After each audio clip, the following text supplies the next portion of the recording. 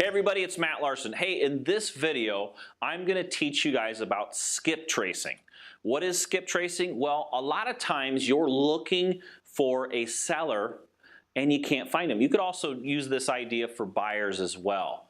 But let's say you see a house and it looks vacant and you wish you could figure out who that owner of that house was. And no matter how much direct mail you send or you try to locate, you can't find them. And especially when you are sending direct mail, if you send out 1,000 pieces of direct mail, you're pretty likely to get 100 or 200 pieces back returned undeliverable. So sometimes people are hard to find. They move and the post office can't locate them any longer. So when that happens, we need to skip trace those leads. So it's not a hard process. There's companies out there that they'll do everything for you. You can get their, it gets very, very detailed. Sometimes you can even get their phone number, email, could be their social media account as well. Those are all extras you have to pay for. But a lot of times we just want their phone number and maybe their new address. So what I'm going to do is I'm going to let Amanda take it, where you're going to go to datafinder.com and she's going to roll through on how to do this whole process. Very simple, step by step. Just follow along and we'll see you in the next video. In this video, I'm going to show you how to skip trace using Data Finder. The first thing you want to do is log in or click register to create a new account. Once you're logged in, it will bring you to your dashboard. If you're a new user, your dashboard is going to start here. So the first thing you want to do is select a data source. This is where you're going to upload your list. So the first thing you want to do before you upload it is make sure that list is cleaned up. So remove any names that you do not want to skip trace, such as bank-owned properties, that sort of thing. So remove those rows and then remove any columns that you don't need. So what you normally need to skip trace if you're looking for, let's say, a phone number is the first and last name and then the mailing address. Make sure that this is the mailing address and not the property address that normally comes with a direct mailing list. Okay, so once you've condensed your list and cleaned it up, just like here, if you're using Google Sheets, you can download it as an Excel. Or if you have it saved to your computer already as an Excel, that will work too. So if you go back to the beginning here in step 1, click Select Data Source, and then select Excel. Okay, and then just double click and it will import your data. Click Continue, and then we'll go to step 2. Here you're going to select the input types for your record. So what this means is the information that is on your spreadsheet that can be used to pull information, such as the address and first and last name, you'll want to select. We don't have the phone number or email address yet, so we will not select those. And step 3, we want to select household level match.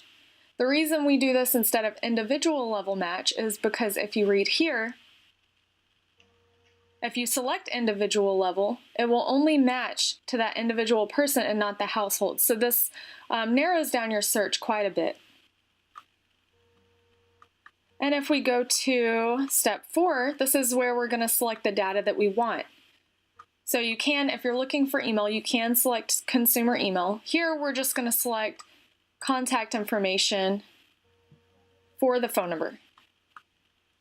And now if you scroll down, you'll also see that there is an option for to collect social media account information. This can be really powerful, but in order to do that, you have to have an email address on your list already. So if you want to take a direct mailing list and search for the email first, get that list, and then plug that back in to get the social media information, you could do that. Okay, and then if you continue scrolling down, we will get to the end and you will click Continue. Now this part is really important because you want to make sure that these fields match with what is in your spreadsheet. So that's another reason we clean this up before we start it. It'll be much easier. So as you can see, first name identified in column 1. If you go to your list, you'll see column 1 is first name. And just make sure they all match before you continue.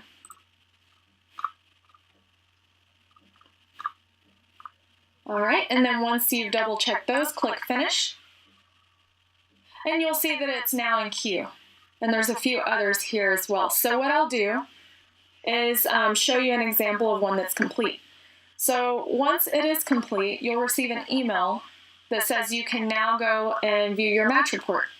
And what this means is it'll show you what your match rate was. So how accurate they were able to collect that information.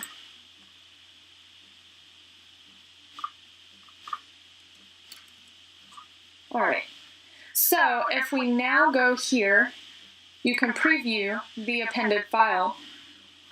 And if you scroll over to the very right-hand side of the page, you'll see that there are phone numbers that they were able to find.